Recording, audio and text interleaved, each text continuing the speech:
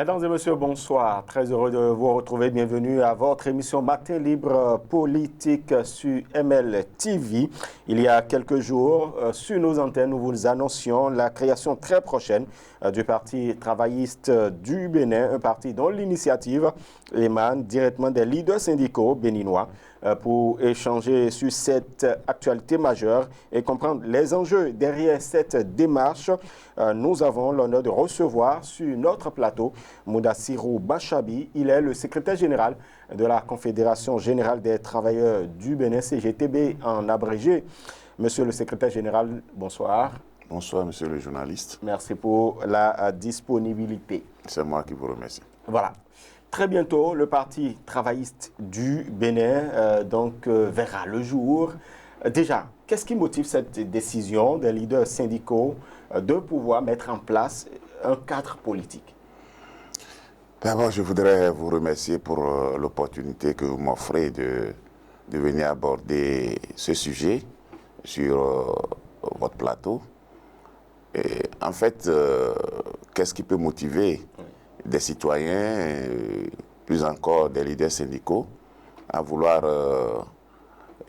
investir la scène politique ou apporter leur contribution, disons, à la gouvernance publique à travers un projet de société, à travers une vision qui pourrait donc apporter plus d'humanité à l'action politique. La raison est simple, parce que vous savez que la gouvernance publique, son objectif, c'est de faire en sorte que le mieux-être soit partagé par l'ensemble des citoyens. Et donc, la raison d'être du syndicat, c'est de faire en sorte que ce mieux-être-là ne déserte jamais le forum. À partir donc de ce moment, ça veut dire que c'est des entités qui sont censées être partenaires dans la construction du mieux-être pour l'ensemble de la population. Alors, finir par y arriver, c'est apporter notre contribution à une gouvernance publique qui intègre l'humain, tout simplement.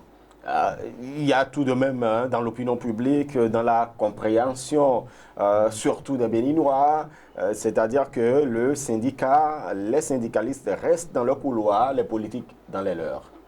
Non, je crois que c'est un schéma désuet, ou tout au moins on ne comprend pas vraiment l'enjeu, parce que dans un pays qui se veut assez ancré sur le développement humain, il n'est pas possible d'envisager une cité où il y a des couloirs, disons, irréversiblement séparés entre les entités.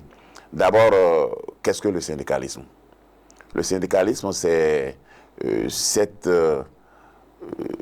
vision qui veut que lorsque l'on a la charge de la République, l'on regarde un peu les signaux qui permettent de sentir que la gouvernance que l'on fait est au service de l'homme, est au service du pays, est au service de... comme les attentes.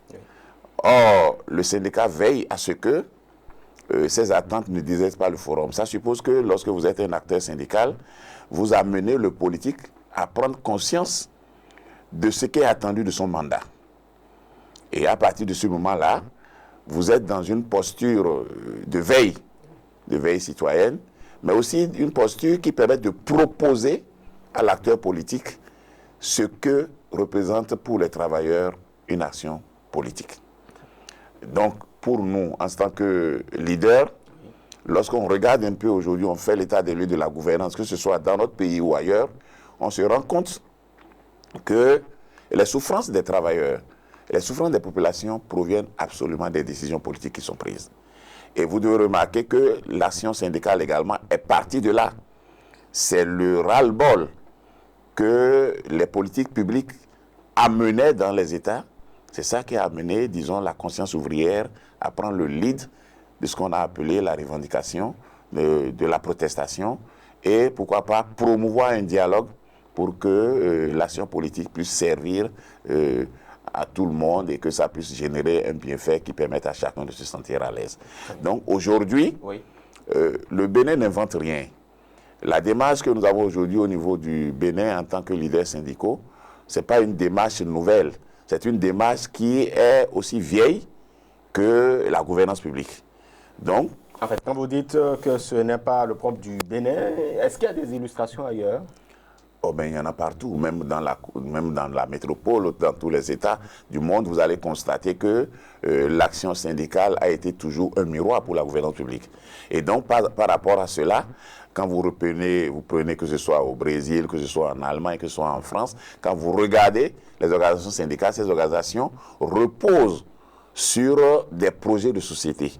C'est-à-dire où vous avez des organisations qui sont profondément ancrées dans le christianisme, où vous avez qui sont ancrées dans le libéralisme. En fait, de toutes les façons, ce qui est important, c'est que vous n'avez pas de parti politique qui ne veuille pas porter les attentes de la population.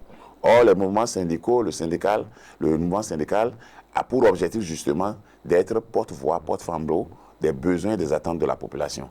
Donc aujourd'hui, si au niveau du Bénin, nous nous inscrivons dans une logique de capitalisation. Ce n'est pas que les syndicalistes ont été tout le temps absents, mais il faut capitaliser cette expertise-là qui permet aujourd'hui que les travailleurs voient émerger leurs rêves, leurs projets de société dans les sphères de décision. Ça facilite un peu le partenariat qui est prôné parce que vous savez que l'employeur, l'État et les représentants des travailleurs sont des partenaires. Sur le plan universel, ils sont reconnus comme étant des partenaires.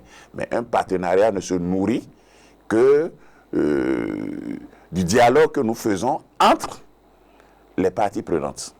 Et ce dialogue-là va partir des idées que nous avons, du projet que chacun amène sur la table et des rêves que chacun entend construire pour les entités qui sont représentées. Très bien. En tout cas, on vient fondamentalement sur la création, l'essence même du Parti travailliste du Bénin. Qui sont les initiateurs de la création, de la mise en place du Parti PTB? Bon, voilà, je crois que c'est bon de clarifier cette situation aujourd'hui. Oui. En fait, le PTB n'est pas une initiative de la CGTB. Donc, il faut que ça soit clair. Oui. C'est une initiative de leaders syndicaux qui proviennent de toutes les chapelles syndicales du Bénin. C'est-à-dire, c'est des gens qui ont un parcours syndical, qui ont lutté, qui ont travaillé, qui ont œuvré pour que le mieux-être soit partagé dans le pays. Et donc, ayant fait tout ce combat, tout ce parcours, ils ont trouvé que quand on évalue aujourd'hui les limites de l'action syndicale, quand on évalue aujourd'hui les barrières ou même le clivage qui se crée de plus en plus et qui enfonce dans la misère, on se rend compte que le fait qu'il n'est pas possible de porter directement avec fierté le projet de société syndicale au cœur de l'action publique, ça freine le développement, ça freine la compréhension et même ça enlise le dialogue. Alors, donc pour nous, il ne faut pas priver le peuple béninois du profit qu'il peut tirer de ce capital que constituent les leaders syndicaux. Très bien. Et quels sont ces leaders syndicaux qui sont justement à l'origine de cette initiative? On veut, bien évidemment, il y a vous, qui sont ceux-là, puisque quand vous dites plusieurs chapelles syndicales, l'UNSTB, la CSA Bénin, COSI Bénin, quelles sont les organisations syndicales? Non, je crois que ce que nous devons éviter de faire, c'est de mettre les entités syndicales comme étant la source. Je ne sais pas si je me fais comprendre. Parce que ce n'est pas le cas? Non, les entités syndicales sont une source d'inspiration pour le projet de société que ces leaders veulent porter. Et ces leaders syndicaux, comme je l'ai dit, se retrouvent dans toutes les chapelles. Peut-être même des gens, il y en a qui sont connus, il y en a qui ne sont pas connus, il y en a qui ont été, il y en a qui ne sont plus en activité. Mais vous voyez, on ne peut pas se mettre ici à dresser la liste de tous les acteurs. On veut tout de même savoir. On connaît les centrales, on connaît les confédérations. Bachavi? Non, vous croyez que c'est ça qui est utile ou bien c'est l'idéal qui est derrière la chose? Parce que les téléspectateurs veulent savoir qui. Non, je crois que ce qu'ils veulent savoir, c'est ce que nous apportons. C'est ce que nous apportons parce que, comme on le dit, et à vouloir trop indexer les entités humaines, oui, on peut passer à côté de l'essentiel. Je dis que dans cet exercice-là, Les leaders syndicaux viennent de toutes les chapelles syndicales. Quand vous dites chapelle syndicale, c'est toutes les confédérations qui existent au Bénin. Et il y en a aussi même qui sont, disons, vous savez, parmi les leaders syndicaux, il y en a qui appartiennent aux confédérations. Oui. Il y a des syndicats de base qui ne sont affiliés à aucune confédération. Oui. Il y a des syndicats de branche, ainsi de suite. Donc, il y a beaucoup d'entités qui nourrissent le rêve de voir ce projet prospérer pour le mieux de tous. Je voudrais simplement que l'on retienne que ce n'est pas, disons, un engagement unilatéral de la Confédération générale du travail du Bénin, ni de son secrétaire général que je suis. Moi, je ne suis que dans la coordination du processus pour permettre que cette entité voie le jour et que nous puissions porter une autre alternative sur la scène politique béninoise. Très bien. Et quel sera concrètement le socle idéologique du Parti travailliste du Bénin? C'est la justice sociale. La justice sociale dans sa dimension de responsabilité, qui veut que l'action syndicale ou l'action politique devienne pour les acteurs politiques une réponse concrète à la souffrance de la population, mais surtout un engagement qui fait que l'on est dans un dispositif assez solidaire et coopératif. Faire en sorte qu'il ne soit plus possible, quelle que soit votre position sur le territoire national, que vous n'ayez pas accès à l'essentiel. Il faut qu'en tant que Béninois, partout où vous êtes, quelle que soit la situation géographique de votre emplacement, quelle que soit la catégorie dont vous émanez, que vous soyez à l'abri vraiment de ce qu'on peut appeler les besoins de base. Et les besoins de base, vous le savez très bien, c'est de faire en sorte que chaque Béninois, partout où il est, il accède à des ressources qui lui permettent de satisfaire ses besoins fondamentaux en tant qu'être humain, de satisfaire les besoins de la communauté, parce que les besoins individuels ne sont pas les mêmes besoins que les besoins de la communauté. Donc, nous devons faire en sorte qu'il soit possible que les richesses nationales permettent d'agir au mieux de l'intérêt de tout le monde. Est-ce que ce n'est pas fait jusque-là? Voilà. Non, vous savez, quand on est dans une république comme la nôtre, il y a beaucoup d'attention qu'il faut apporter à certains aspects de la vie.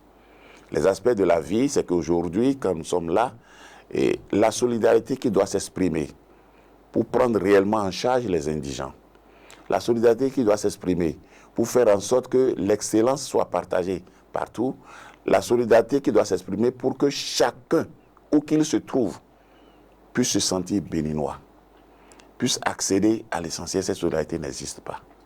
Vous savez très bien de quoi je parle.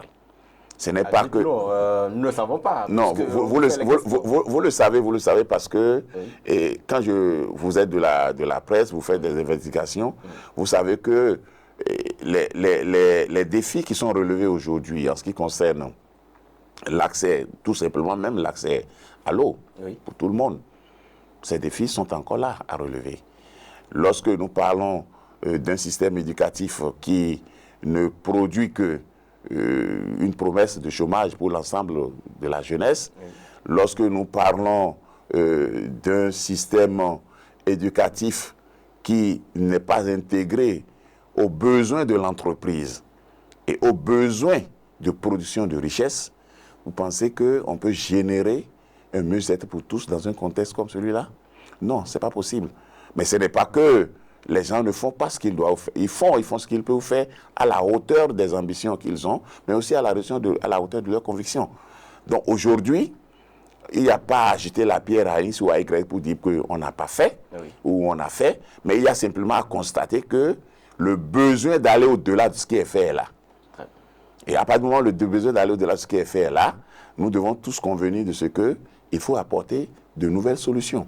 Il faut apporter des réflexions qui permettent pas d'invectiver ou bien de créer des clivages inutiles, mais des réflexions qui amènent tous à prendre conscience que la patrie est unique. Très bien. Il y a quand même, depuis quelques années, il y a certains observateurs qui reviennent sur la polarisation de la vie politique. Est-ce que c'est pour mettre fin à cela que vous voulez créer le parti travailliste du Bénin? Bon, mais ça dépend de ce que l'on regarde. Moi, je ne pense pas que la vie politique soit aussi bipolarisée comme cela. Très souvent, on parle de Yahi, on parle de Talon, voilà, depuis quelques années. Ouais, mais quand on parle de Yahi et de Talon, qui sont ceux qui les entourent? C'est les mêmes acteurs. Je ne sais pas si vous avez fait une différence entre ceux qui travaillent aujourd'hui avec le président Patrice Talon et ceux qui ont travaillé hier avec Yahi Boni. Donc on n'a pas deux pôles antinomiques. On a deux styles incarnés par deux hommes différents, mais qui utilisent les mêmes ressources, les mêmes compétences pour obtenir des résultats à la hauteur de ce que l'environnement de chacun lui a offert au moment où il est dans l'exercice du pouvoir. Alors là, vous allez vous positionner où? Non, nous, on n'a pas de position à afficher, ni pour l'un, ni contre l'autre, mais ce que nous avons à faire, oui, c'est d'attirer l'attention de tout le monde sur ce que nous avons à faire comme devoir. Ce qu'on a à faire, c'est de reconnaître qu'il y a des choses qui sont plus ou moins bien passées ou mal passées dans le passé. Il y a des choses qui aujourd'hui se passent plus ou moins bien, oui, mais il y a des choses qui auraient dû mieux se passer. Et donc, si nous faisons cette synthèse-là, c'est qu'il est possible de construire autrement ce pays avec des acteurs d'hier, des acteurs d'aujourd'hui, et même des acteurs qui ne se sont pas encore révélés. Parce que nous avons un Bénin qui regorge d'assez de ressources, et j'ai l'habitude de dire qu'on a toutes les compétences, on a tout ce qu'il faut pour faire, mais on a juste à faire prospérer la culture de la honte, le désir de l'engagement pour la patrie, mais surtout la nécessité pour nous de vivre en tenant compte des réels besoins que nous avons à satisfaire et de construire notre pays sur un modèle éducatif qui génère véritablement le mieux-être. Avec la naissance de ce cadre politique donc du Parti travailliste du Bénin, est-ce que les leaders syndicaux veulent dire non, chers acteurs politiques, nous ne voulons plus être un instrument de manipulation? Est-ce que c'est exactement ça? On veut juste apporter notre pierre à la construction, parce que moi, je n'ai pas le sentiment que les leaders syndicaux aient été véritablement manipulés. Sérieusement? Non, je n'ai pas. Parce que l'appréhension béninoise. Oui, mais vous savez, quand vous n'êtes pas en action, ou bien quand vous êtes en face d'acteurs qui ont un langage qui ne vous est pas accessible, oui, c'est vrai, je peux dire que les leaders syndicaux ont peut-être mal appréhendé l'image que le peuple fait, parce qu'on n'a pas partagé notre lexique syndical.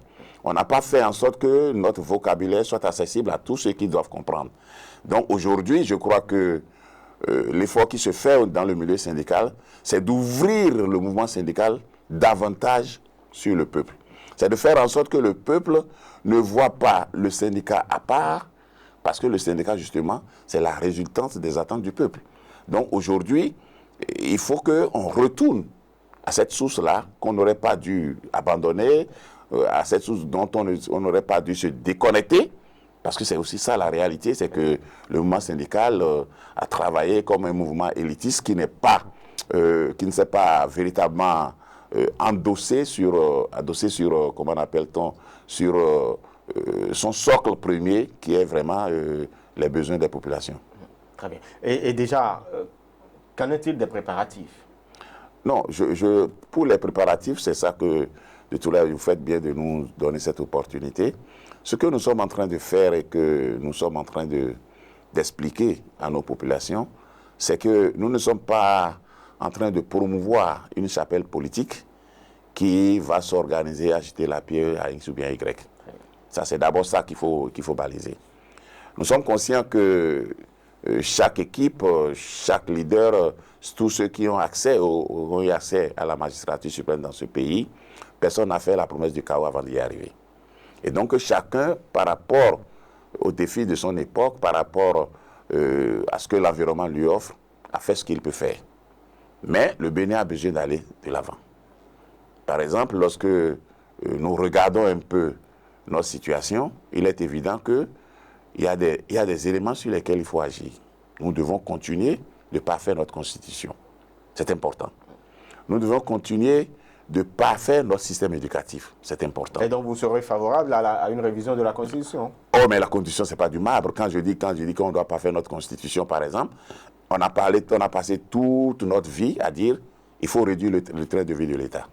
Et quand on le dit, les gens pensent que c'est l'arrogance matérielle des princes. Non, non, ce n'est pas de ça qu'il s'agit.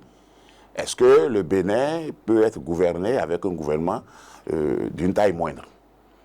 C'est bien possible. Mais qu'est-ce que nous faisons pour que, par exemple, certaines orientations soient constitutionnalisées? Aujourd'hui, c'est important pour nous, par exemple, de savoir que nous avons besoin peut-être de 11 portefeuilles ministériels pour diriger ce pays. Il suffit seulement de décliner les objectifs. Et maintenant, lorsque quelqu'un vient avec son projet de société, il peut proposer que nous ayons une rallonge de 3-4 portefeuilles, pourquoi pas, pour que son empreinte sur la gouvernance puisse se décliner. Mais on ne peut pas, à la faveur du changement de régime, avoir un ministère qui est rattaché à la culture, après à la jeunesse, après au plan, et puis on vacille, on a les finances qui sont mélangées à la coopération. Donc on est dans un mélange qui ne nous permet pas, et vous savez que quand on fait ce genre de gymnastique, on peut passer 6 mois, même 9 mois, parfois une année, à rechercher les AOF. Donc ça, il faut arrêter ça. Il faut également arrêter que l'appareil d'État devienne un appareil de distribution d'aisance pour X ou pour Y. Nous devons canaliser ça. De la même façon, quand nous regardons un peu aujourd'hui, notre mal, quand vous prenez l'éducation, bon, on peut toujours se dire, est-ce que c'est utile pour nous aujourd'hui d'avoir 3 sous-secteurs dans l'enseignement?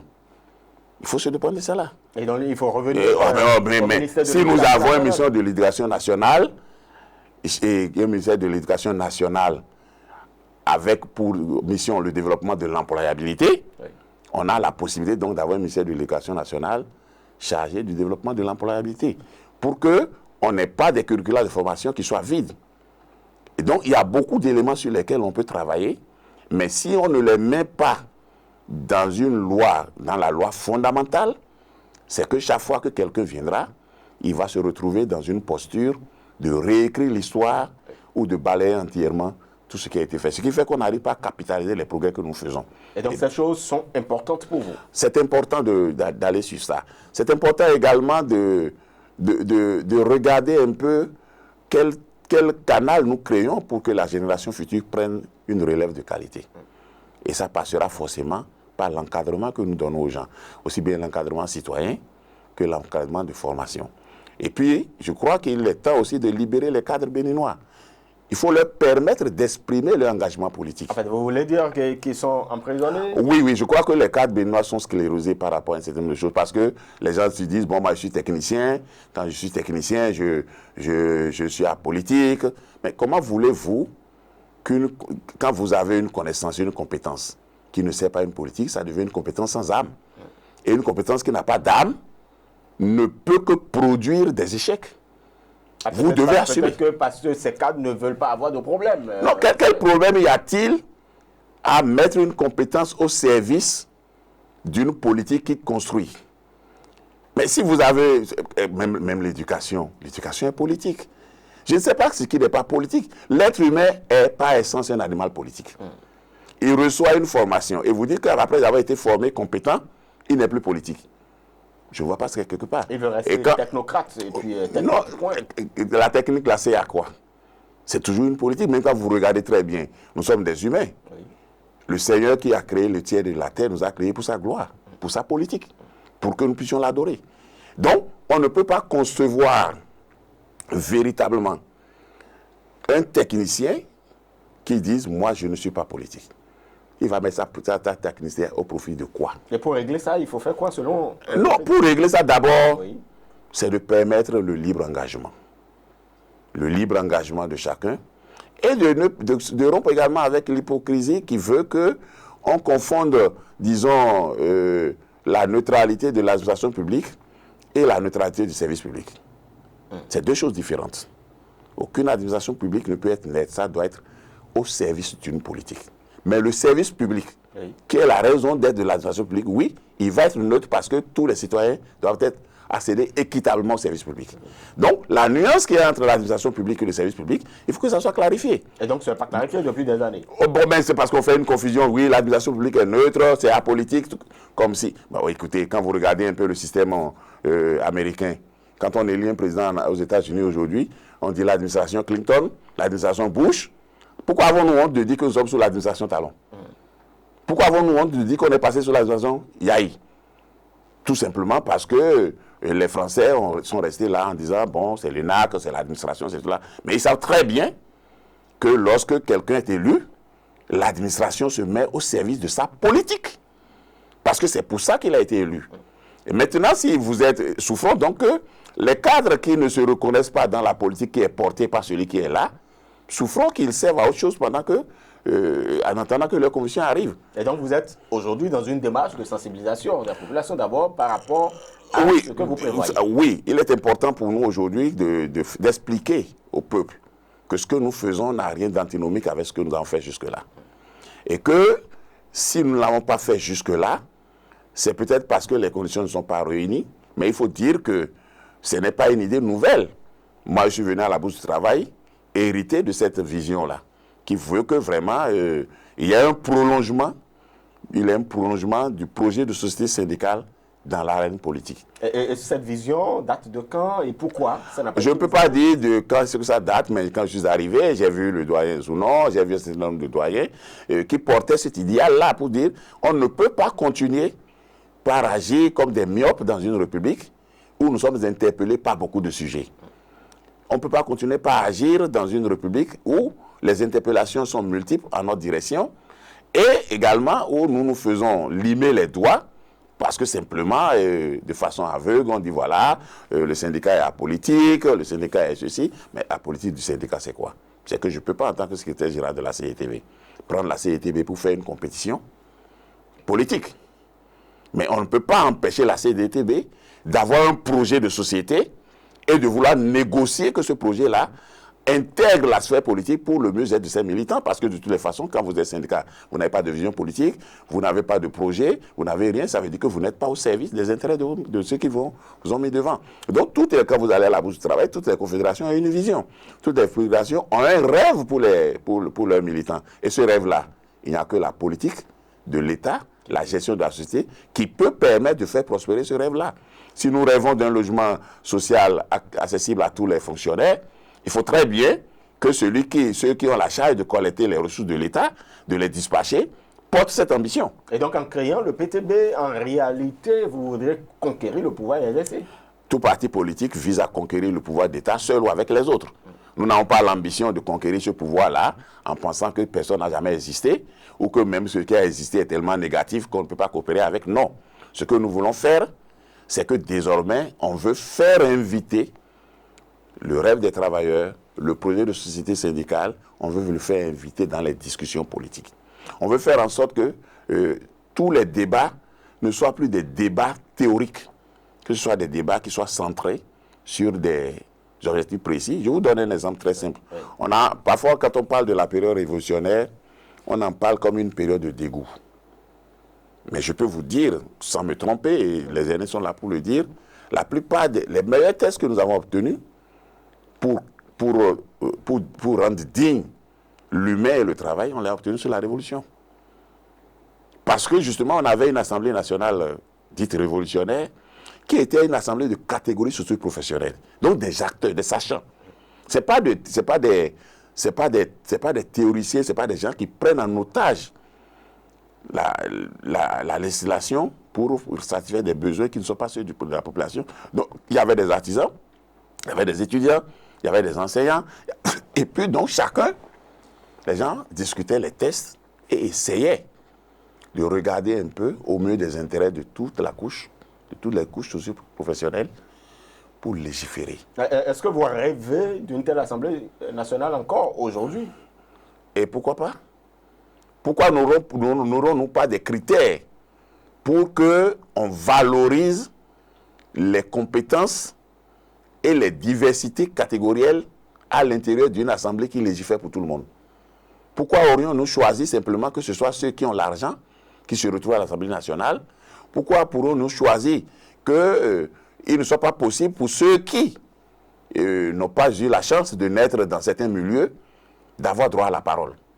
Pourquoi aurions-nous préféré prospérer avec une assemblée qui parfois est déconnectée de toutes les réalités ou ne se rend même pas compte qu'il y a un devoir de communication, il y a un devoir de dialogue avec ceux qui les ont élus? Nous devons être en mesure de rendre compte non seulement à une communauté à la base, Nous devons être en mesure de rendre compte à une catégorie socio-professionnelle. Nous devons être en mesure de défendre des postures qui vont permettre que le pays continue d'exister et de progresser. Et c'est cela le rôle de l'Assemblée nationale. L'Assemblée nationale, en fait, c'est le syndicat des intérêts du peuple.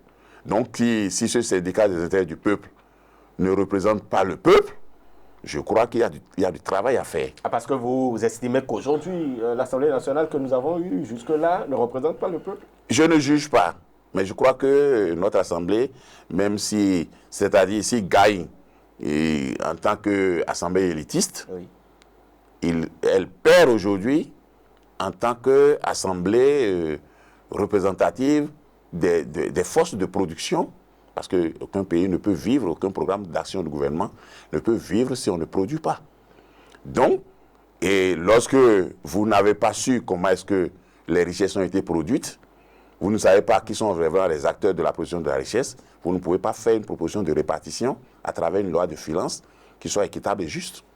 C'est tout simple. Très bien. C'est simple et c'est peut-être difficile à concrétiser cette ambition. Non, je ne crois pas que ce soit difficile. Et puis le Bénin est tellement riche en histoire que c'est des périodes que nous avons déjà connues. Il suffit simplement de capitaliser. Et tout n'était pas mauvais dans la Révolution. Pas du tout. Très bien. Parce qu'avec la Révolution, par exemple, on avait ce qu'on a appelé l'école nouvelle, qui était une école ouverte sur la vie et les besoins. Chaque école avait son champ scolaire. C'est passé où? On avait la campagne de salubrité. Aujourd'hui, on est obligé de recruter un service qu'il faut payer alors que c'était un engagement patriotique. Et donc avec le Parti travailliste du Bénin, on va revenir à toutes ces valeurs? On ne revient pas, mais on va s'inspirer de ces valeurs-là pour les adapter au progrès que nous avons et regarder un peu la division du travail comme étant un facteur de progrès et faire en sorte que le travail ne soit plus une marchandise ordinaire qui circule et qu'on peut chaussifier, qu'on peut congédier, disons, à loisir. Très bien. À l'issue des réformes entreprises dans l'univers politique au Bénin, vous savez que c'est de plus en plus difficile d'avoir des partis politiques. Aujourd'hui, il y a un certain nombre de conditionnalités auxquelles il faut pouvoir se soumettre. Comment vous y préparez? Bon, je ne sais vraiment pas si c'est difficile d'avoir un parti politique aujourd'hui parce que... vous savez que vous avez droit à 15 membres par commune. C'est vrai, les travailleurs sont beaucoup. Bon, vous avez déjà répondu à la question. Si les travailleurs portent le parti travailliste, ce n'est pas l'effectif par commune qui va poser problème. Et aujourd'hui, comme je l'ai dit, nous nous positionnons comme une alternative pour faire progresser l'humain au cœur de l'action politique.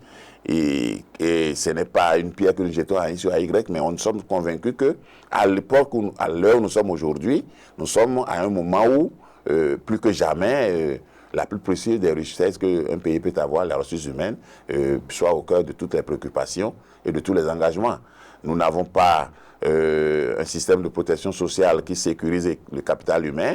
Nous n'avons pas, disons, une chaîne de solidarité qui valorise un certain nombre d'aspects humains. Donc je crois qu'aujourd'hui, il est évident que si on demande aux travailleurs quelles sont leurs demandes, on leur demande simplement de porter leurs rêves sur la scène politique et que la politique, désormais, soit inspirée par ce qu'ils attendent.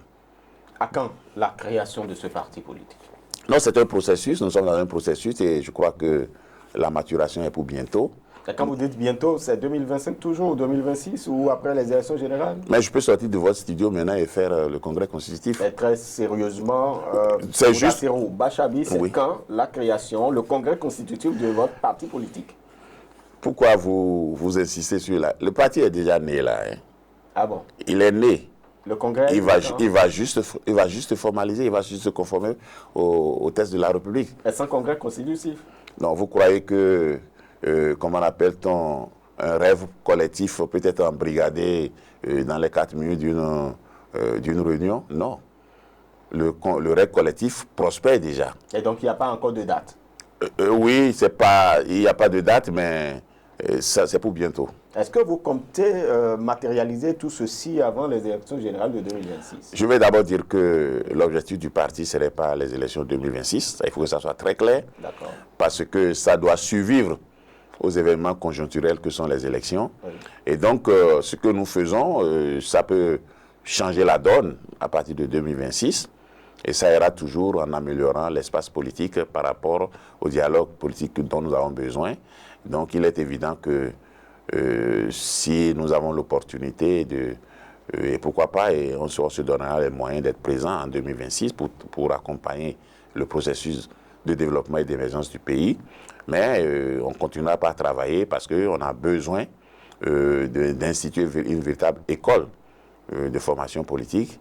On a besoin de faire en sorte que la citoyenneté revienne véritablement dans le concert des débats politiques et que nous puissions, dans l'effort que nous allons faire pour ce pays avec les autres, que nous puissions réécrire autrement l'histoire de ce pays et changer la donne. Est-ce que vous avez un rôle à jouer, même si peut-être le PTB n'est pas né avant donc les échéances de 2026? Est-ce que vous avez un rôle fondamental à jouer pour les législatives communales et présidentielles? Je vous l'ai dit, nous sommes déjà là de fait, hein, de façon claire. Il est évident que nous avons travaillé pendant des années sur l'idée. Oui. L'idée a pris corps et nous avons commencé par prendre les contacts qu'il faut pour que cela se matérialise selon les règles de la République que nous tenons à respecter fermement. Oui. Mais il est évident qu'aujourd'hui, ça sera sans surprise pour tout le monde que nous puissions nous positionner sur les échéances qui arrivent. Voilà. Et déjà, quelles sont les premières impressions que vous avez, ou les premiers regards de ceux-là que vous avez certainement, donc, avec qui vous avez partagé cette vision, les anciens syndicalistes ou d'autres personnes également? Quelles étaient les premières impressions? Je vous ai dit que ce n'est pas un dossier qui date de mon arrivée à la Bourse du Travail, donc je ne fais que continuer un rêve qui était déjà porté par ceux qui m'ont précédé. Et donc, ce rêve va être légué également à ceux qui vont prendre la relève. Donc, il n'y a pas un regard particulier qu'enfin les gens poussent de soulagement pour dire finalement. Vous avez déjà rencontré des anciens avant vous, des amis avant vous? Bon, mais vous pensez qu'on peut faire tout ça là sans en discuter entre nous? Je vous ai dit, c'est une coalition de leaders. Et cette coalition de leaders travaille, fonctionne et essaie d'apporter sa contribution. Il s'agit des leaders qui sont là en place aujourd'hui, des leaders qui sont déjà plus ou moins dans une posture de retraite. Et comme nous avons désormais décidé que la retraite syndicale ne peut pas être un repos béat, et il faut capitaliser l'expertise syndicale et la mettre au service de l'action publique, de l'action politique, pour que on puisse ajuster un peu les programmes que nous avons et faciliter le mieux-être pour tous. Est-ce que le déclic est venu de l'adhésion, justement, on pourrait dire, de l'ancien secrétaire général de COSI Bénin, qui se retrouve dans l'Union progressiste Le Renouveau? Est-ce que le déclic est venu de là? Non, je ne crois pas. Je crois que, je vous ai dit, hein, c'est un processus qui datait même de son arrivée à la Bourse du Travail. Tout à fait, je parle du déclic aujourd'hui. Non, vous savez, quand vous avez un processus de maturation, oui, ça prend le temps que ça doit prendre. Mais son entrée dans un parti politique ne peut pas être un motif pour aller à la création du Parti travailliste. Non, c'est plus profond que ça. C'est plus profond que ça et je voudrais simplement que les gens comprennent que ce que nous recherchons véritablement, oui, c'est qu'il y ait une entité qui valorise la production de la richesse. Et le sentiment est clair que aujourd'hui, on ne donne pas à la production de la richesse toute sa puissance. On ne donne pas à la force de travail toute sa puissance.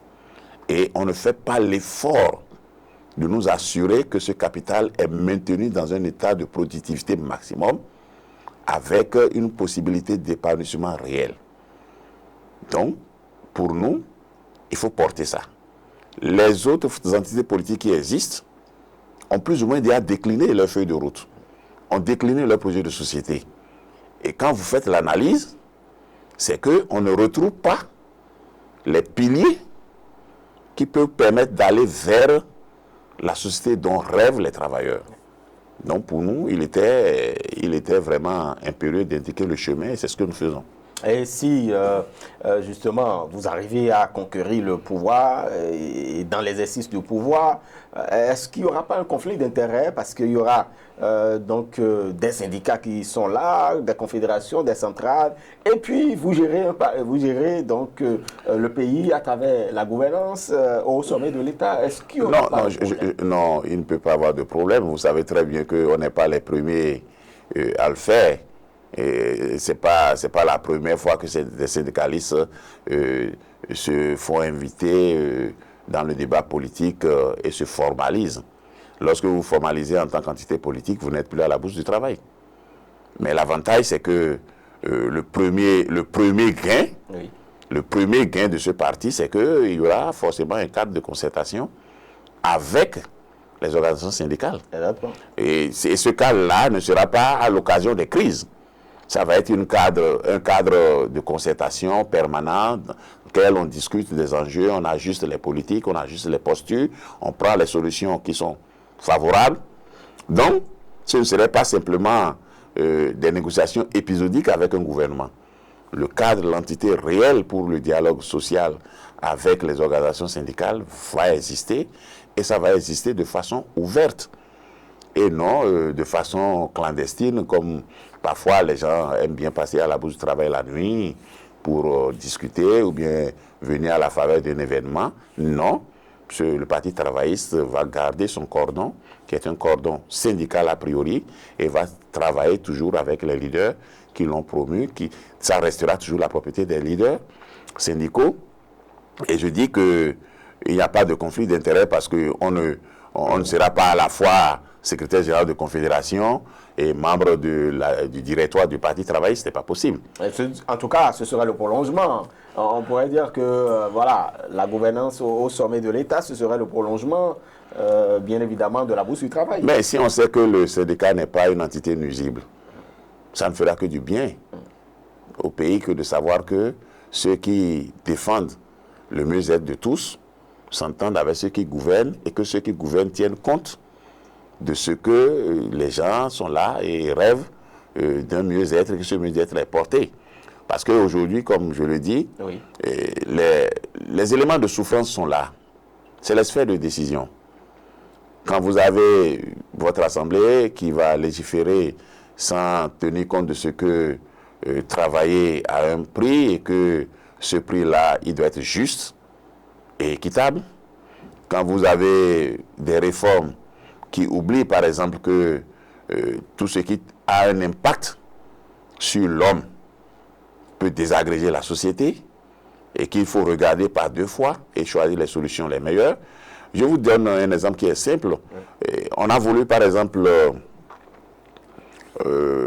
liquider une entreprise dans un pays, je tais le nom, et on a fait les calculs, on a appelé les experts ont fait leur travail, et quand ils ont fini de travailler, ils ont dit, bon voilà, l'entreprise a besoin de 500 millions pour être relancée.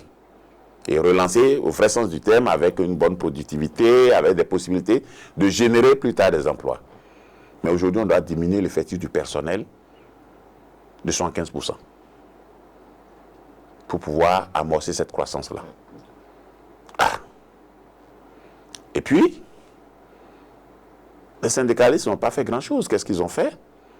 Ils ont regardé 75% du personnel qui doit partir, oui, avec peut-être des milliers de personnes qui vivent de ces emplois-là. Et on dit, bon, voilà, 500 millions, mais ces personnes-là, on voulait les faire partir en dépensant près du milliard pour faire face au coût de la rupture du contrat, ces mesures-là. Alors que dans le même temps, ces personnes pouvaient consentir un sacrifice et rester dans les lignes du travail et révolutionner l'entreprise. Quand les syndicalistes ont fait leur point et ont regardé la chose, bon, ils ont d'abord sorti ce que représente le liquidateur dans le portefeuille, parce que lui aussi il viendra prendre sa part. Exactement. Ils ont sorti un certain nombre d'éléments et se sont rendus compte que si leur salaire était abattu de 35% sur une période d'1 an, ils pouvaient mobiliser les ressources nécessaires pour financer l'entreprise.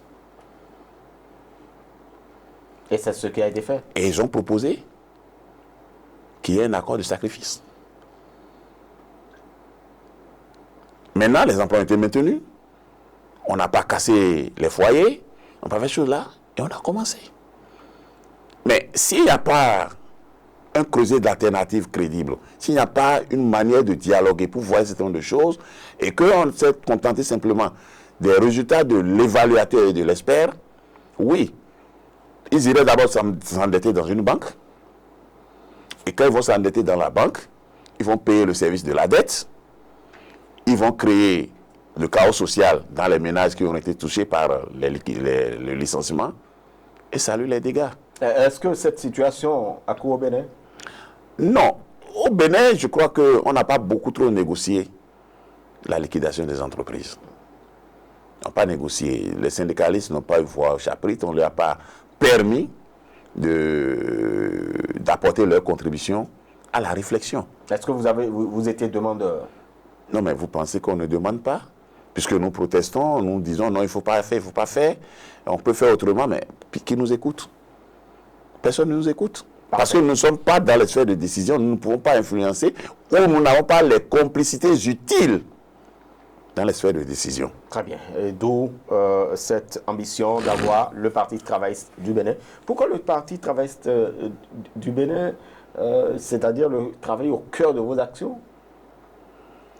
Oui, mais est-ce qu'un pays peut progresser sans travail? C'est l'essence même de la démarche. On sait très bien qu'on ne peut pas se libérer en comptant sur l'aide.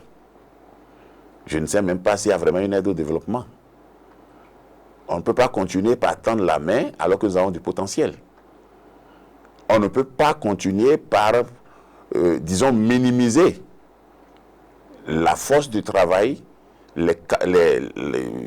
disons, la richesse qu'il y a dans le travail et penser que les autres contribuables des autres pays mettront les moyens à notre disposition de manière à ce que nous soyons en mesure de les rattraper un jour ou bien de les surpasser. Personne ne vous assiste pour que vous preniez le lead. Donc, quand on vous assiste, c'est pour vous asservir.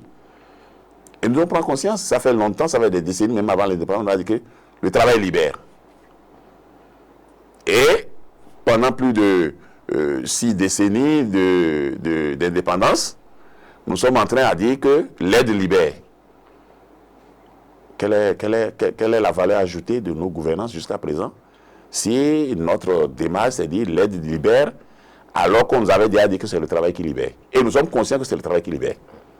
Donc, on ne peut pas continuer, et c'est pour ça que le travail doit être valorisé et doit être au cœur de tout. Si nous ne pouvons pas promouvoir le travail, et le travail de qualité, si nous ne pouvons pas faire en sorte que la ressource qui fait le travail, qui produit la richesse, qu'est l'homme, soit au cœur de notre action, c'est qu'on n'est pas prêt pour partir de notre état que nous déplorons aujourd'hui. Et le Parti travailliste vise à ouvrir des chantiers qui permettent d'en prendre conscience et de travailler pour que désormais il ne soit plus possible de chosifier le travail ni la main-d'œuvre. Très bien. Nous sommes en train de sortir donc de nos échanges, Moudassiro Bachabi. Déjà, à quand la tournée d'explication ou de contact avec vos travailleurs pour justement cette ambition que vous avez? Non, mais la tournée est en cours. Et vous savez, aujourd'hui,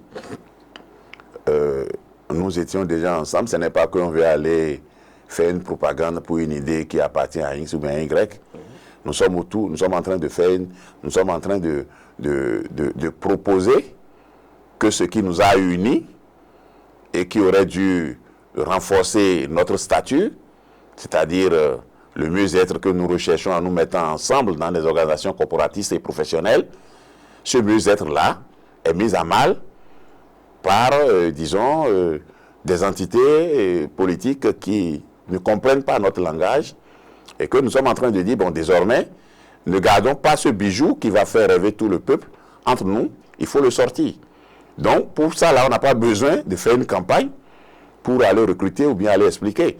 Tous sont conscients que nous avons une difficulté aujourd'hui, c'est que le rêve que nous caressons d'être des Béninois véritablement en bon état avec tous les sujets que nous recherchons. Ce rêve-là, ça n'a pas prospéré depuis des années parce que tout simplement, on ne le caresse que seul. Et donc, on nous a dit que lorsque vous rêvez seul, ce n'est qu'un rêve. Mais lorsque vous partagez ce rêve et que c'est porté par l'ensemble, ça devient le début de la réalité. Avez-vous les moyens de votre politique? Et ça coûte combien de dire aux gens que vous allez vivre mieux? Je ne sais vraiment pas si ça prend de l'argent. Ça ne prend pas de l'argent. Même si aujourd'hui, on a infesté, disons, l'action politique de divers moyens pour surtout empêcher, justement, ceux qui ont besoin que le musée se généralise d'arriver.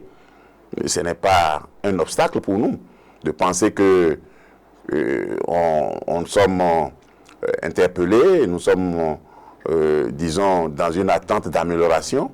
On s'investira. Ce dont on a besoin, justement, c'est de comprendre le sens du choix, du vote. Parce qu'on ne vote pas un projet de société pour payer une dette. On vote un projet de société pour que ce projet ait un impact sur notre avenir. Donc, si nous savons ça et que le bulletin, il est égal pour tous les citoyens, quelles que soient leurs conditions de vie, il est important que si nous utilisons utilement nos bulletins, on n'aura pas besoin de sortir de l'argent pour dire à X ou Y si ton contrat de bonheur. Très bien. Merci beaucoup à vous, Mudassirou Bachabi. Nous sommes au terme de nos échanges à la faveur de ce numéro de Matin du Politique. Mais avant de vous laisser partir, votre mot de fin, votre message à l'endroit de nos internautes. Merci beaucoup. Je crois que c'est une belle opportunité que vous avez offerte pour que nous puissions dire à nos compatriotes que demain n'est pas clos et qu'il est possible que ce Bénin soit pris en main autrement et qu'il est possible que la donne change. Mais si la donne doit changer, nous devons faire l'engagement nous-mêmes d'inviter notre bonheur dans l'arène politique. Très bien. Et inviter notre bonheur dans l'arène politique, c'est porter le Parti travailliste, qui est l'alternative qui va fédérer les énergies autour de ce bonheur-là. Ce n'est pas l'alternative exclusive, mais c'est l'alternative qui va fédérer les énergies pour que la donne change. Très bien. Merci beaucoup à vous, Mudassirou Bachabi, secrétaire général donc, de la Confédération générale des travailleurs du Bénin. Il est sur notre plateau pour pouvoir mieux nous expliquer donc, les contours liés à la naissance prochaine donc, du Parti travailliste du Bénin. Vous en savez un peu plus, mesdames et messieurs. Merci de nous avoir suivis. On va se retrouver très bientôt sur Matin Libre Télévision. Et n'oubliez pas de vous abonner bien évidemment à la chaîne pour ne rien rater de nos contenus. D'ici à la portez-vous bien, agréable suite à chacun et à tous.